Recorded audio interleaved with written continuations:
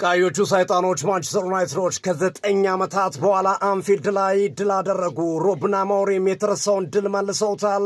ለመጨረሻ ጊዜ ሉዊስ ቫን ጋል 2016 ላይ ካሸነፉ በኋላ ከ9 ዓመታት በኋላ አንፊልድ ላይ ያሸነፉ የመጀመሪያው አሰልጣኝ ሆነዋል። ብራያን ምቡሞ ገና በ63ኛው ሴኮንድ ማንቸስተር ዩናይትድን ቀዳሚ ያደረገ ሲሆን ሊቨርፑሎች ኋላ ወደ ጨዋታው መጨረሻ አካባቢ 78ኛው ደቂቃ ላይ በኮዲ ጋክፖ ነው ጨዋታውን ለማሸነፍ ጥረት ቢያደርጉም ሳይሳካላቸው ቆርጠዋል።